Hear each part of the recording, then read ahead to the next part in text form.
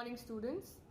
So I'm back with my next lecture and today we are beginning the second chapter of the book Flamingo. The name of the chapter is Lost Spring. Alright, so as I have taught earlier, the earlier chapters, I have already told you that when we enter a new chapter, we first focus on the title. What is the title of that chapter?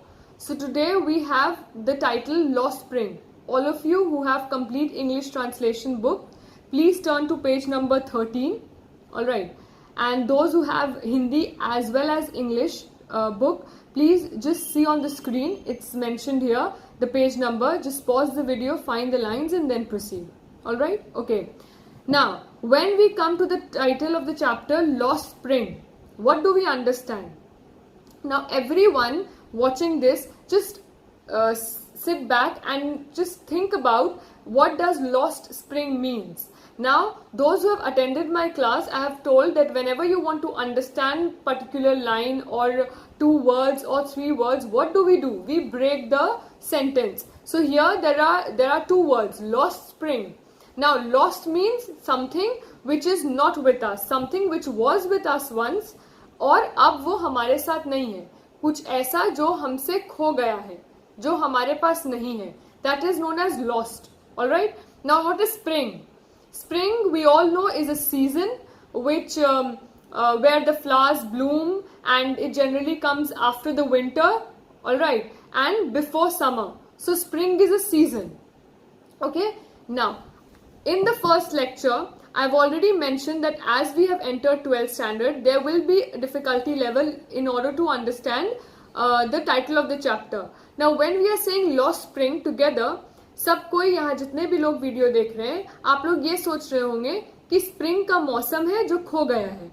But let me tell you, there is no mention of the season of spring in this chapter. Now, you will all wonder, जब mention है ही नहीं chapter में, तो उसके बारे में वो title में क्यों लिखा हुआ है?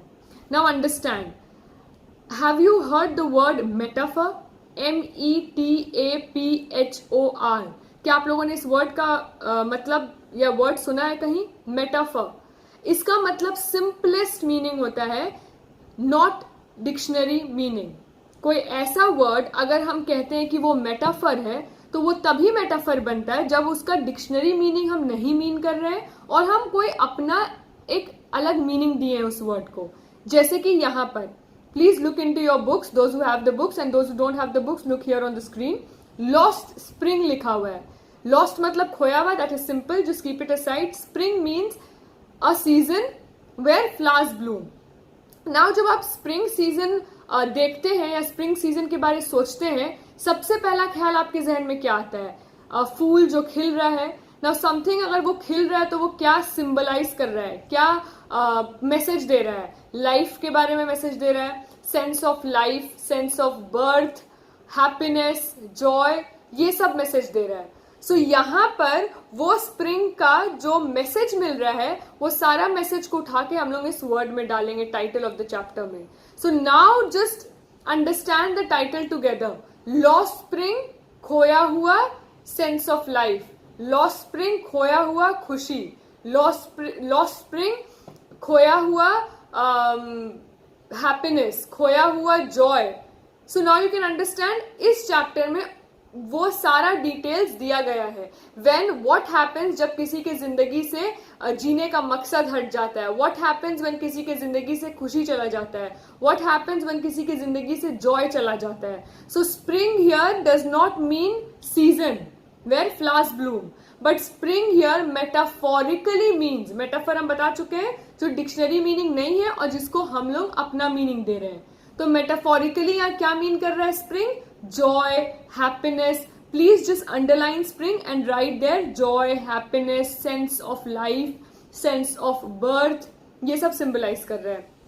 तो यहां तक हम लोग चैप्टर का ये समझ गए that lost spring means इस चैप्टर में जरूर कोई ऐसे चीज के बारे में बात हो रहा है जहां पर खुशी खो गई है, सेंस ऑफ लाइफ खो गया है and all those things. All right, okay.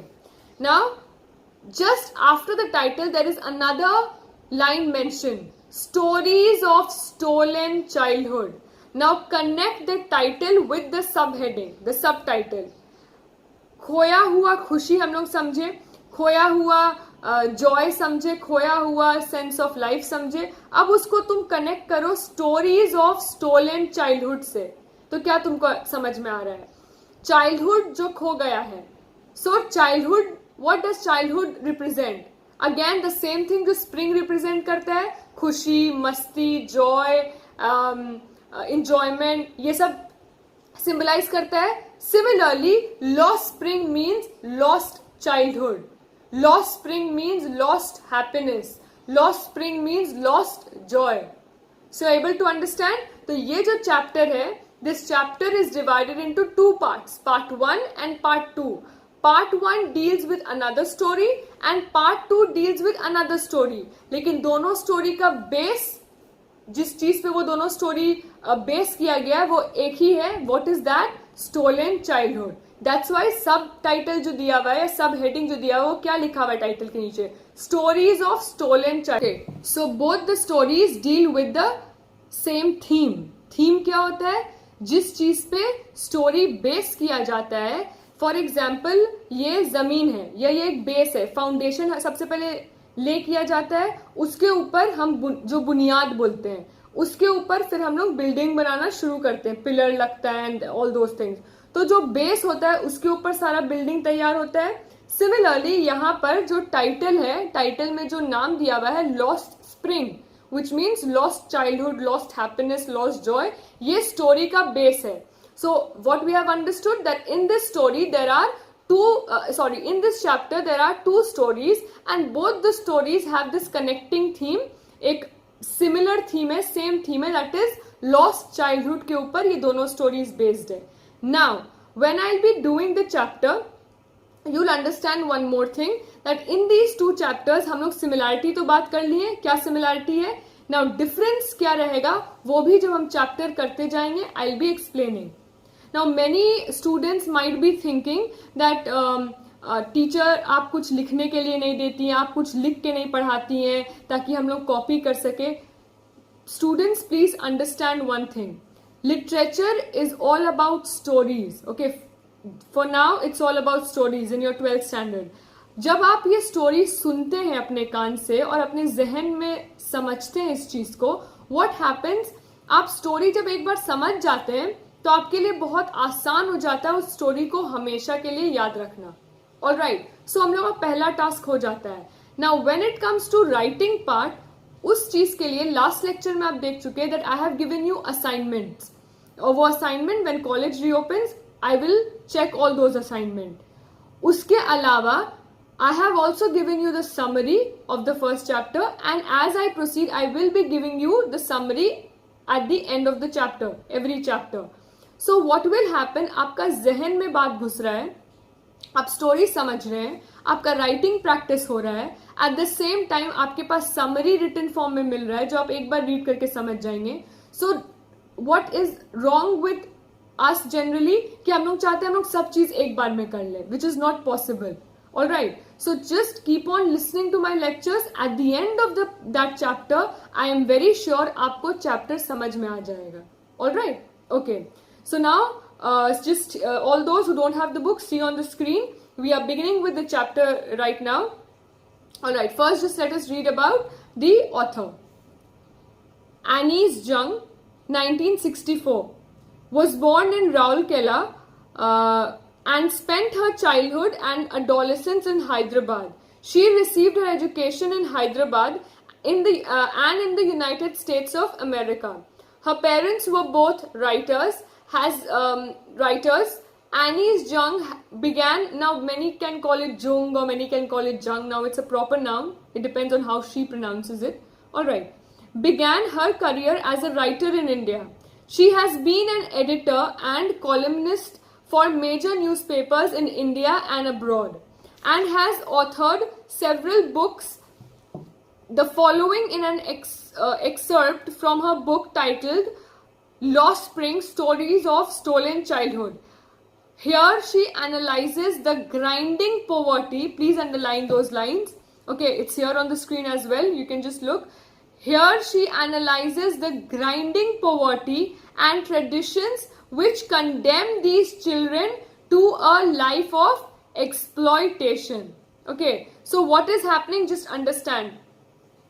The writer, what is she doing? She is trying to analyze. What does analyze mean? जो if you watch something और तुम उस चीज को समझने की कोशिश करते हो, वो होता है एनालिसिस, एनालाइज करना. So she analyses the grinding. Grind करना क्या होता है? पीसना. तो हम लोग जनरली हिंदी लैंग्वेज में यूज करते हैं कि हम बहुत पिस चुके हैं या हम पिसा रहे हैं. पिसाना means you are just going around and around and around. और तुम जब कोई चीज पीसते हो तुम उसी को उसी चीज में बार बार घुमाते रहते हो. So grinding means similarly same kind of कोई हम लोग पे दबाव बना रहा है, उस टाइप का. Poverty and traditions. ट्रेडिशन क्यों? क्योंकि बहुत सारा ऐसा ट्रेडिशन चले आता है जो इंसान को जीते जी मार देता है. So that kind of tradition which condemn these children. Condemn means उनको धुतकारना. Condemn means to look down upon them, to put them in a state जहां से वो लोग कभी भी वापस नहीं आ सकते. To put them in a miserable state. Okay, to punish them, to condemn them. These children to a life of exploitation. Now what does exploitation mean? Exploitation का मतलब होता है exploit करना means बर्बाद करना. To just destroy something. Exploit करना होता है तुम किसी को use कर रहे हो लेकिन in the same time तुम उसको destroy भी कर रहे हो. That is exploitation. Use and destroy. All right. Okay. So यहां तक हम लोगों को क्या समझ में आ गया? That this story is about children, because हम लोग को टाइटल से पता चला stories of stolen childhood. So about children whose childhood has been stolen. Why? पहला वाला चैप्टर में देखो यहाँ पर दो रीजन दिया हुआ है, ग्राइंडिंग पोवर्टी एंड ट्रेडिशंस. तो पहला वाला पार्ट में, पार्ट 1 ऑफ द चैप्टर में हम लोग को पोवर्टी रीजन मिलेगा, जिस वजह से you can just mark there number 1 poverty dash देके. पोवर्टी रीजन मिलेगा जिस वजह से एक बच्चा का लाइफ एक्सप्लॉइट हो गया है. On the other hand, in the second part of the chapter, the second story of the chapter, we'll be seeing traditions playing an important role, which leads to the exploitation of particular child, whoever the child is. All right, his childhood. Okay. So till here, everybody has understood what does the title mean, what the chapter is going to be all about. All right. Now let us begin with the chapter. So I've already said. It is the same page number 13. Okay. Now, sometimes I find a rupee in the garbage. This is the title of the, you can just say title of part 1. That is title of the first part of the chapter. I told you there are 2 stories in this chapter. तो जो पहला story है उसका title यही है, Sometimes I find a rupee in the garbage. Now, as I was reading about the author, I told you all that पहला part किस चीज के बारे में डील करेगा? पोवर्टी के बारे में. What does poverty or poverty means? Okay, I should rather pronounce it as poverty. So poverty क्या मीन करता है? POVERTY. poverty क्या मीन करता है? गरीबी. Okay, the state of being poor. You can just give a dash, just underline it and write state of being poor. So obviously जो poor people होते हैं वो अपना खाने का या अपने नीड का सामान कहाँ ढूंढते हैं? We always and we often see them searching things in the garbage. जो कूड़ेदान होता है वहां पर जाके अपने कुछ वो ढूंढते रहते हैं. Okay, so I am beginning with the chapter. All right. Why do you do this? I ask Sahib, whom I encounter every morning scrounging for gold in the garbage dumps of my neighborhood. Why do you do this? I ask Sahib. अब तुमको I कौन होगा? We know this. Obviously I narrator होता है. Now in this case I've always told कि वो author हो भी सकता है और नहीं भी. So let us see further that whether this I is the author or there is another narrator. जैसे फर्स्ट चैप्टर में हमें फ्रांस नाम का एक नरेटर मिला था, सिमिलरली यहाँ कोई नरेटर मिलता है नहीं. If we don't get, this means the author herself is the narrator here and she is saying, asking Sahib. Now who is Sahib? Sahib कौन होगा? Obviously हम लोगों को पता चल रहा है कि पार्ट 1 का ये मेन कैरेक्टर है. I am just telling you all. Sahib is a small boy, okay, a young boy, जो कि पहला स्टोरी का मेन कैरेक्टर है. Alright, and he is a poor person. That's why he is searching for something in the garbage. So she's narrator is saying, I ask Sahib whom I encounter every morning. Now, what does encounter means? Please students, just because आप बहुत सारा Bollywood movies देखते हैं and आपको encounter का मतलब लगता है कि गोली मार देना, so just get this clear. Encounter मतलब गोली मारना नहीं होता है. Encounter means coming face to face. तो जब पुलिस कोई कल्प्रिट का एनकाउंटर करते हैं, that means they come face to face in front of the culprit and they shoot the person. Encounter का सिंपल मीनिंग होता है to come face to face with someone. That is encounter करना, आमने सामने आना. Alright, so here the narrator is saying that हम हर वक्त साहिब से पूछते हैं, जब जब हम उससे मिलते हैं, that every morning he is always scrounging for gold in the garbage. What does scrounging means? Just underline that and write ready to obtain. ठीक है, ready to obtain. Scrounging for gold मतलब scrounging मतलब अब वो एकदम तैयार है कि अब हमको मिलने वाला है, अब हमको मिलने वाला है. फॉर एग्जाम्पल ट्रेजर हंट होता है या कुछ भी ऐसा गेम है जहां कुछ छुपा हुआ है.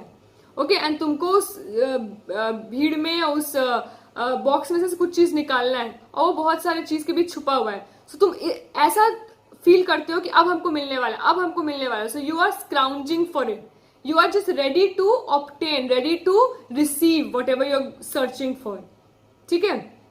So here also he is scrounging for gold in the garbage dumps of my neighborhood. Now you will ask and wonder कि मैम ये गोल्ड क्यों सर्च कर रहा था, गार्बेज में गोल्ड थोड़ी होता है. Now understand, हम ऑलरेडी एक चीज बता चुके हैं. मेटाफर क्या होता है, मेटाफोरिकल मीनिंग. गोल्ड का लिटरल मीनिंग क्या होता है? लिटरल मतलब, प्लीज अगर तुम लोग के पास बुक है तो लिख लो या पेन एंड पेपर है तो. लिटरल मतलब होता है LITERAL. Literal means dictionary meaning. Okay, metaphorical means not the dictionary meaning. Simple. So यहाँ पर gold है, gold word दिया हुआ है, तो तुम लोग समझ सकते हो gold का dictionary meaning क्या होता है. Obviously an metal which is very, it's non-reactive and it's very expensive. ये होता है gold. लेकिन क्या वो यहाँ पर वो literal gold वाला को सर्च कर रहा था? Come, let us see, proceed further and then we'll understand. Okay, I know you all are intelligent enough. तुम लोग समझ रहे होगे यहाँ पर क्या सर्च कर रहा था. Now okay, sets amidst, just keep this in mind कि गोल्ड उसके लिए क्या हो सकता है. वो एक गरीब लड़का है और वो गार्बेज में कुछ ढूंढ रहा है जो उसके लिए गोल्ड के बराबर है. सो क्या हो सकता है गोल्ड उसके लिए? Just keep this in mind. Let us proceed and then I will explain what does this mean. Set amidst the neighborhood, set amidst the green fields of Dhaka, his home is not even a distant memory. There were many storms that swept away their fields and homes, his mother tells him. That's why they left looking for gold in the big city where he now lives. Now please understand, क्या gold big city में मिलता है? तो हम लोग मुंबई जाएंगे या बैंगलोर जाएंगे तो हम लोग गोल्ड मिल जाएगा और जमशेदपुर में गोल्ड नहीं मिलता, ऐसा है क्या? No, it is not like that. यहां पर लिखा है साहिब जो मेन कैरेक्टर है, जो लड़का है, वो अपना घर बहुत पहले, he has left his home long time ago. उसका घर बहुत अच्छा हुआ करता था. सेट अमिड्स्ट, अमिड्स्ट मतलब बीचों बीच, in the middle of. There is a line there, just look here, set amidst, AMIDST, which means बीचों बीच. So set amidst the green fields of Dhaka. Dhaka is the capital of Bangladesh. वहां पर उसका घर हुआ करता था. His home is not even a distant memory. Distant, दूर, far away memory. ऐसा नहीं कि वो अपना घर भूल चुका है, उसको अपना घर अभी भी याद है. There were many storms that swept away their fields and homes. तो बहुत बार ऐसा आंधी आया, ऐसा तूफान आया जो उसका घर को तबाह करते हुए चला गया, जिस वजह से Sahib along with his family कहाँ आया है? To this country, obviously India आया, और इंडिया के कोई सिटी में आया है जहां they are searching for gold. Now all of you just don't look into your books and try to understand. Just give me the answer. Obviously I cannot hear, but at least तुम try करोगे. Gold यहाँ पर क्या होगा?